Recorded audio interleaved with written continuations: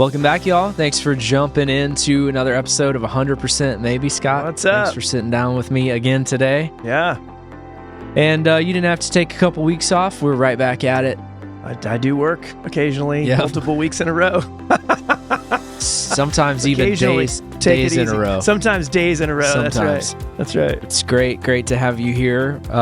We've had a lot of fun with this and just a lot of conversation around this book. We, of course, I'm sure none of you have missed this last week, but we jumped into Ecclesiastes, The Search for Meaning, tackled some big ideas, a lot of context, setting up a book that's super different than really the rest, a lot of maybe every other book of Scripture. It's nothing like it. Yeah. Under the sun. That's nothing. right. That's right. So what kind of feedback? I know we got a lot of good thoughts, and I think because it's so different, and especially coming from John and where it's deeply theological and deeply rich with the moves, actions, words of Jesus, we're coming into something that's so different. Is that the thing that's kind of shocked people a little bit, and not in a bad way, but just in a surprising way? Our church is so awesome. Not just because I'm the pastor. Probably despite the fact that I'm a pastor. You don't have to say the that, way right? that we teach and we learn, everybody's in this conversation. And, I'm studying Ecclesiastes and we're writing these sermons, but, we have a podcast and people are in sermon tracks. So we're all on the front side and we're working through the scripture. So there's this conversation that's going on while I'm preaching. Like at some point you got to put it to bed and get up on stage and preach it. And what's so hilarious is that Solomon, when you get into the context of this, somebody said it this morning, 100% maybe. Well, what was going on with Solomon? Like, was he having an existential crisis? Yeah. Or did he do this on purpose? Or why would he sit down and write the meaning of life and not really factor God in as something other than just a plug-in or something to just consider in the facts instead of to inform all the facts? Yeah. It's not a primary view of understanding life through God, his ways and his lens. It's almost doing it in tammy. Yeah, so everybody it feels like we're all starting from the position to try and make ourselves feel better for poor Solomon. Like Tammy did that a couple times today, and I do that too. I'm like, oh, this poor guy, he's really struggling. But he's the wealthiest guy on the planet, the wisest guy, right? Like in the very beginning of ministry and life and being a king, God promised him anything he wanted, and the guy asked for wisdom. Yeah. And here we are, and he's like, and it brought a lot of vexation along with it. So how'd that work out for you? Well, it's exactly what he said it was. Yeah. Hevel. And the more that his wisdom increased, so did his sorrow. Yep. And this is a book where you see him thinking that out loud or writing it down. Yeah. And you see that in real time almost of, okay, yeah. Yeah. So moving into week 2, we're gonna dive into chapters 2, 3, and 4. I haven't written the sermon, so I feel like I'm gonna paraphrase 2 and teach 3 and 4. Okay. They're all equally important. But for those who maybe are just starting on week 2 with the podcast that didn't hear week 1, check out week 1. Check out week 1, but you have to remember that Solomon is writing Ecclesiastes from the perspective of what he calls under the sun. So this book it's pessimistic literature. It just feels negative. Like you read it and you're just like, yeah, that's true, and that stinks. Like, So you could possibly read it and go, yeah, there is no meaning to life, none at all. But and sometimes you get confused on this God's place in the book. It's not understood to be life apart from God is meaningless because God is written all throughout the story in Ecclesiastes. It's just, does God matter enough to you or to Solomon to inform these things? Solomon sets out to write this book using his own wisdom, his own life experience. He's looking into himself. Is God there? Yeah, God informs some of it, but God is not the ultimate key that informs all of it until the very end of the book. Mm-hmm. So as we dive into these chapters, I only want to say that because it's life under the sun. You have to interpret it that way.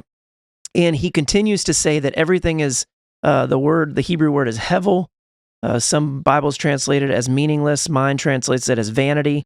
But it doesn't mean meaningless. It means you can't figure it out. There are things in life that we see that just don't make any sense. It shouldn't be this way. And so the theme continues. Yeah. Yeah. You mentioned this thought last week about, and you said it again today, that this book you feel is so relevant for right now. Why do you say that? Because I think more people now, when I think of sphere of influence, United States, more people seem to be saying there's too much going on that should not be this way. So set aside political, religious differences, race differences, all of those things. There are more people that are looking around saying, man, why are we log jammed on all these different things? How can we do this when really we believe this? So there's this confluence of challenges that are causing people to stop and wonder, it seems like. And it's showing up, statistics nationally, that there are more Bibles sold in the last 3 or 4 months than forever. There's like this huge spike. Big jump. Yeah, that's not forever, but this huge spike in Bible sales. More people in church. The 9 o'clock services last week, we had chairs everywhere. Yeah. And 10:45 was the same. Not as much, but still was more full than it normally is. I would have thought with the hour change, maybe some people just came early. Yeah. No, it's just a lot of people coming to church. This place is awesome. It's because it's awesome. Because the best church ever. That's right. Yeah, it's huge. Okay, so 2, let's jump into scripture a little bit and see where that takes us. Okay. That's always fun. So he kind of sets us up last week, and now he's going to dig into some of the things that the search. So this is him telling us, hey, I already looked here, so we actually could take some great advice from Solomon if we listen to him, because he tells us, hey, you're not going to find that there, but yet so many of us chase these things. Yeah. Possessions, pleasures. He goes and he starts drinking, right? Like he does not deny himself any of the worldly pleasures. He's trying to see if he can find some meaning in all these different needs. And listen, this is a lame excuse for you to go do whatever you want to do because you're trying to help people out, try to find meaning. But Solomon did it. Pleasures, all of the pursuits of life, purchases, talks about all the things that he built.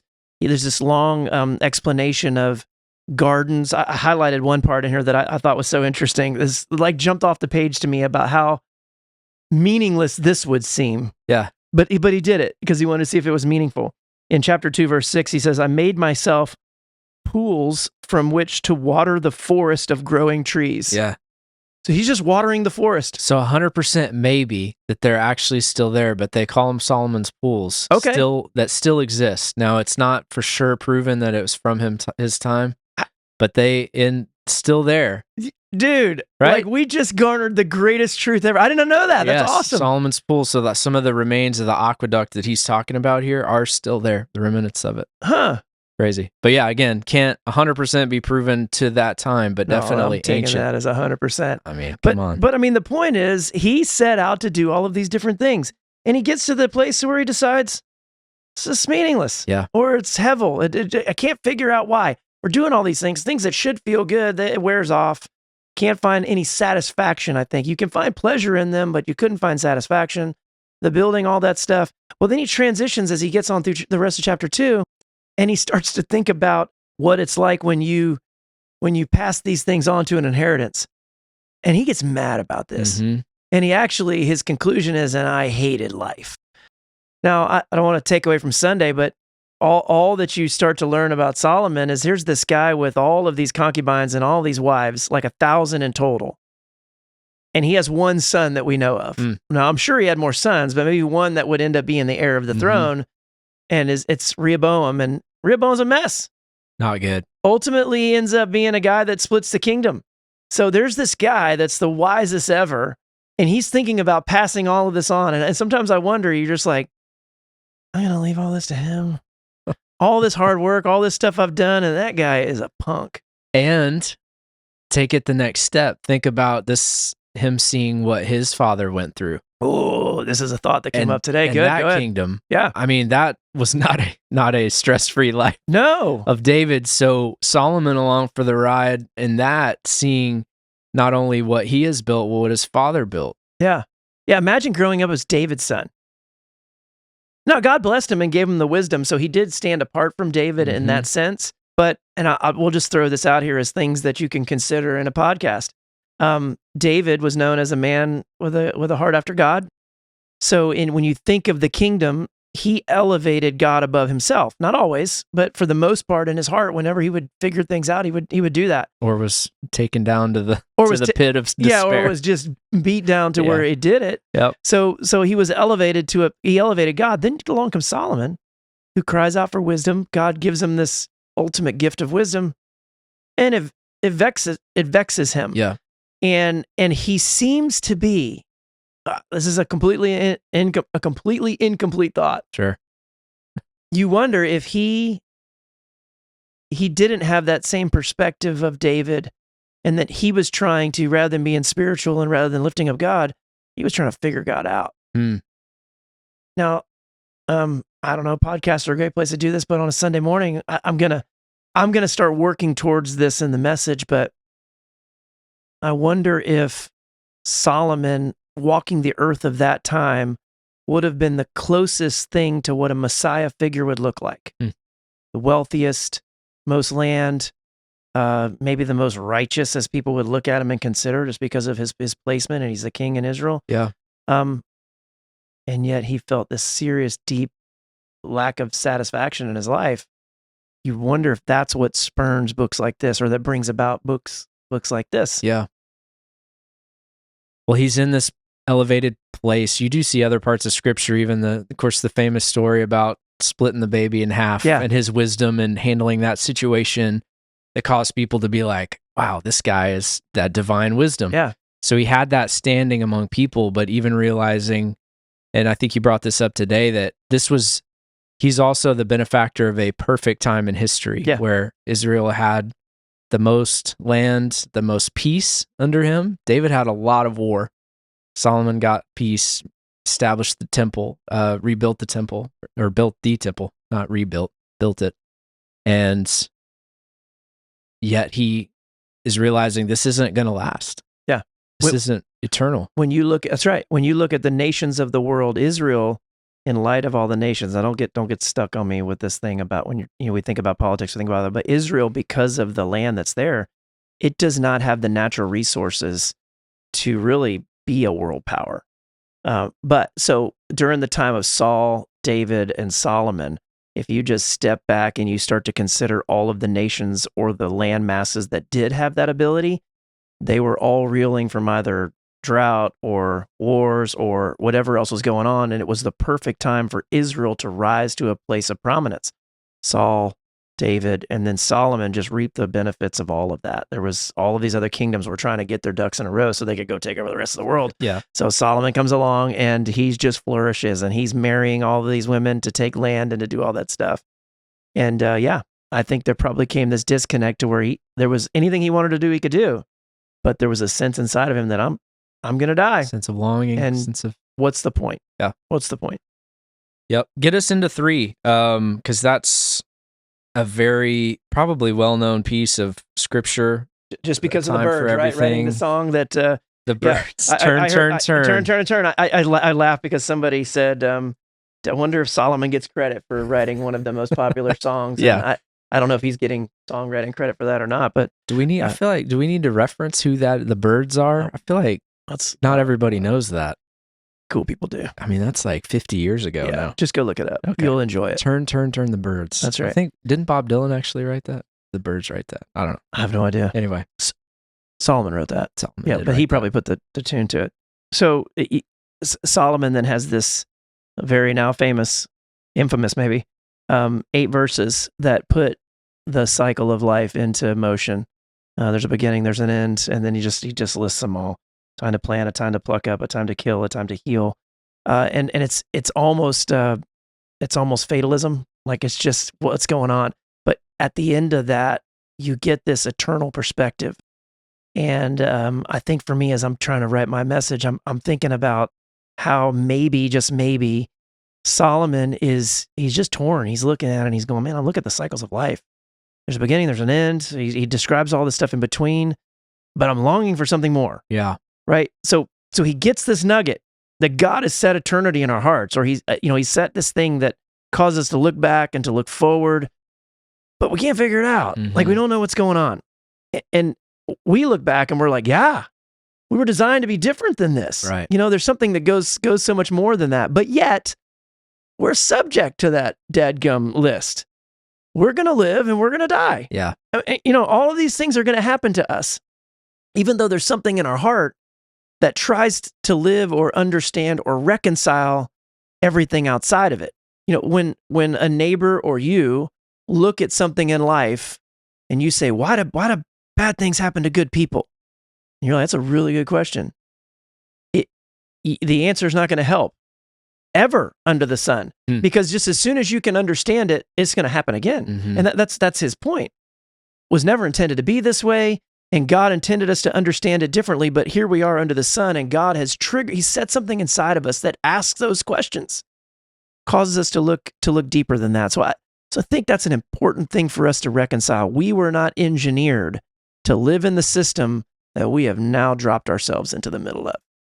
And so we're just uncomfortable, and we're frustrated, and we're railing against it.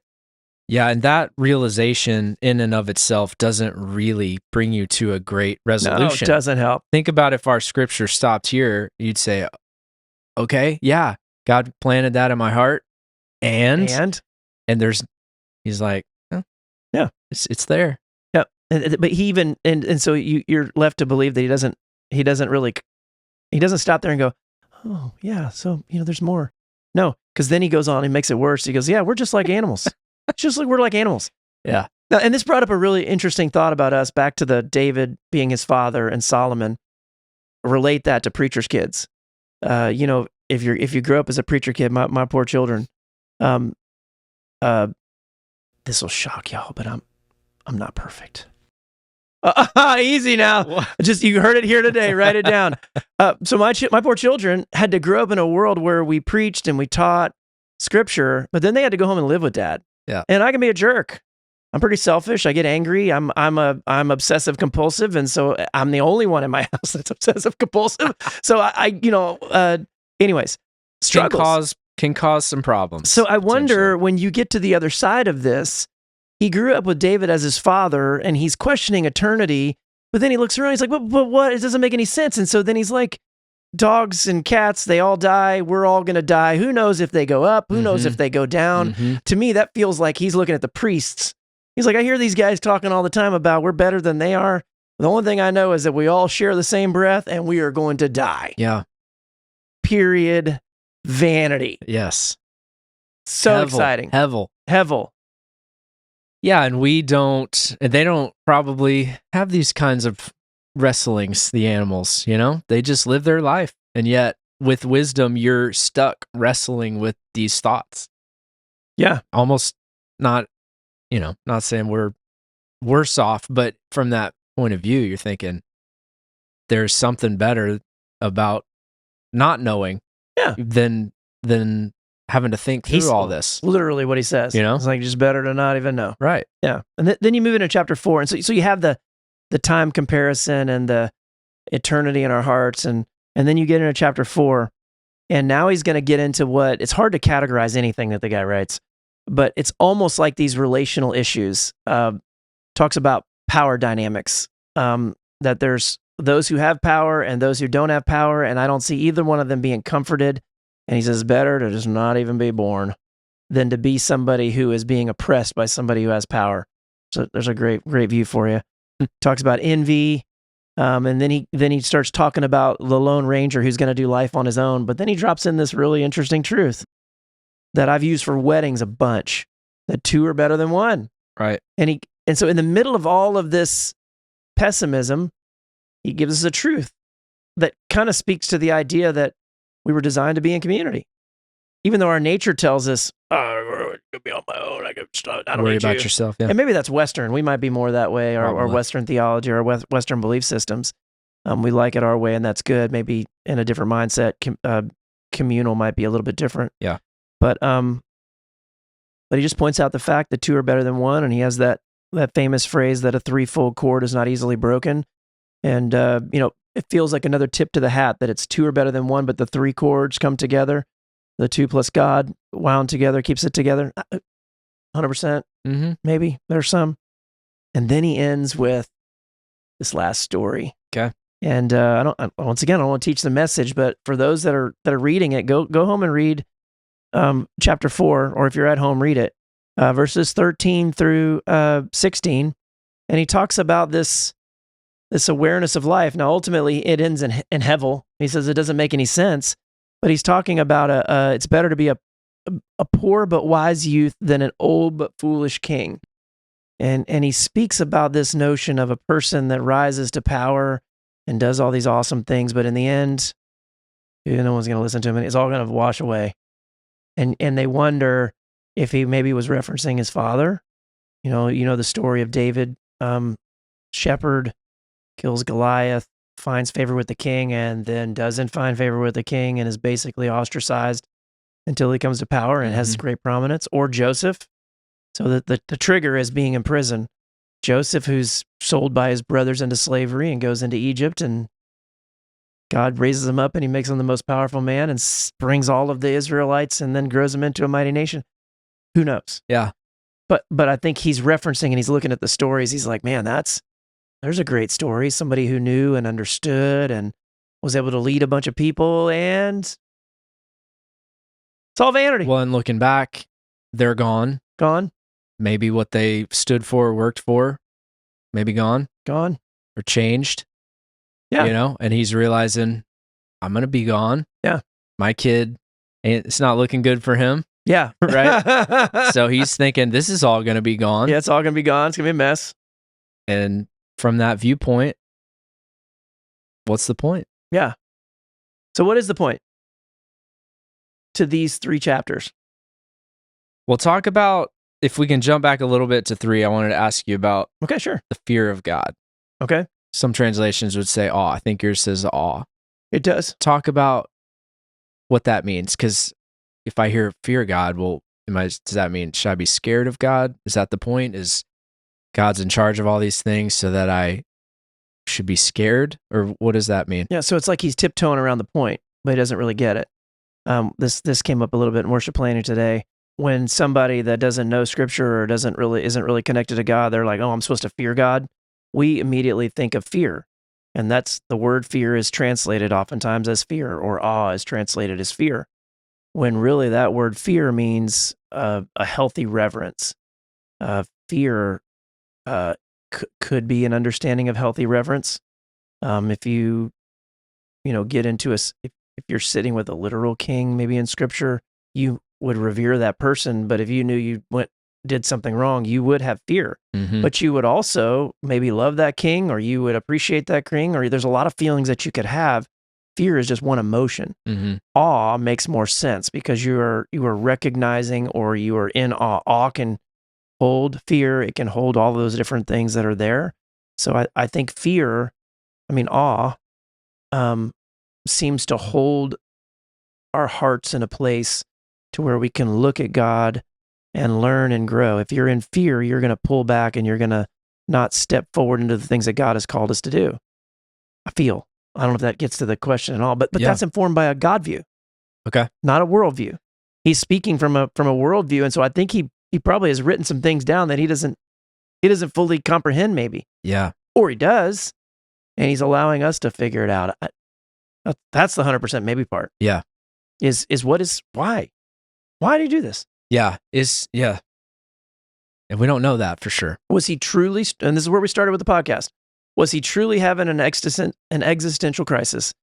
And he just set out to go figure these things out, which makes legitimate sense. Mm-hmm. Top of the heap, accomplished anything else that anybody could ever do. And maybe he just is unsatisfied and he's going to set out to figure out what it is. Or he is so wise that he knows there's other people out there, all the rest of the world, that's looking around and can't find meaning. And so he dives back in and takes all these topics and just starts to work on them to cause us to stop and think.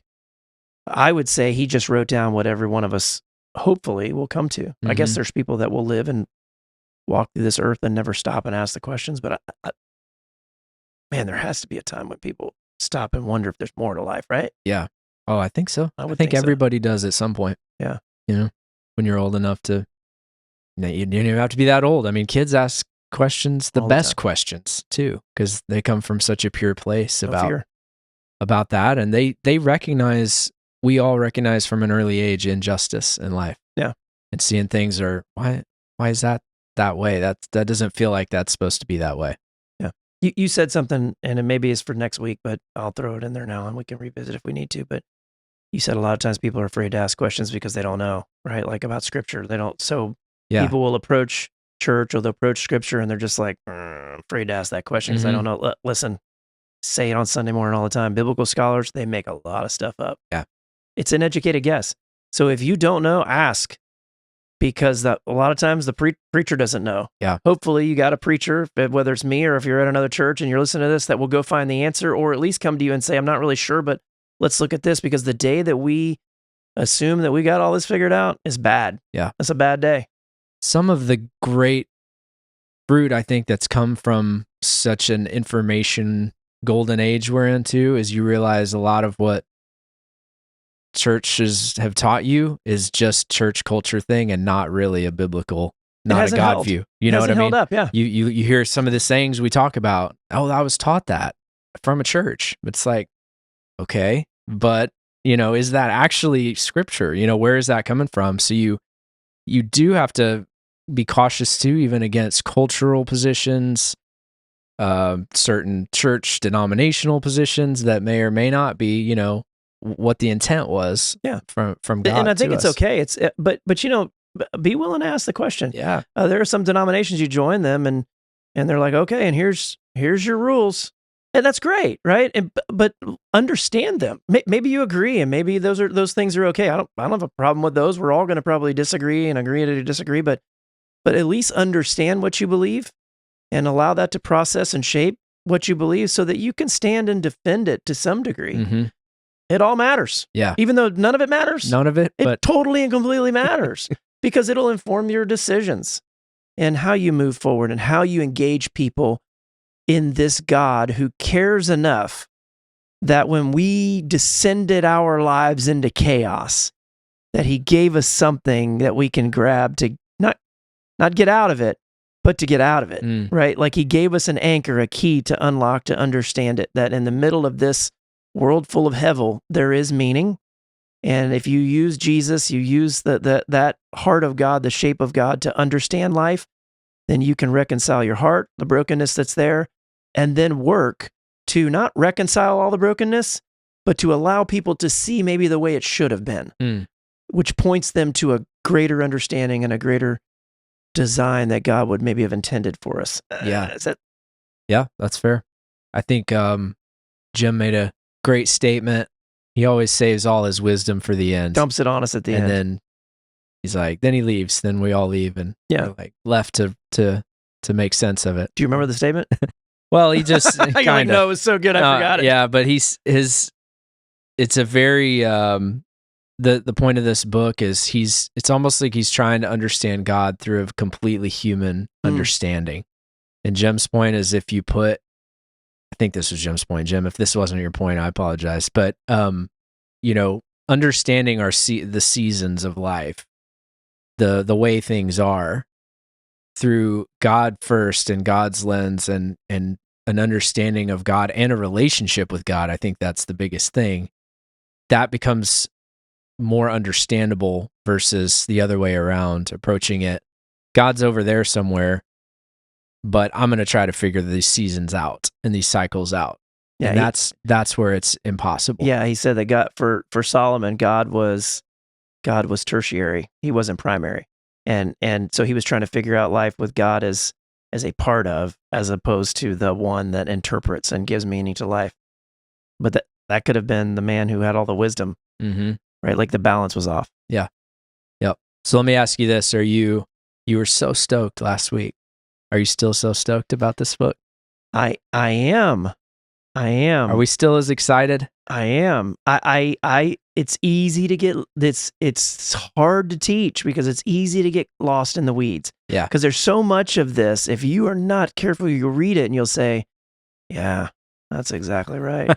What's the point? Why am I going to leave any money to my kids? Or why do I even go to work today? Because it's all going to be hevel. Yeah. So it's, you gotta stop and go, okay, worldview apart from God.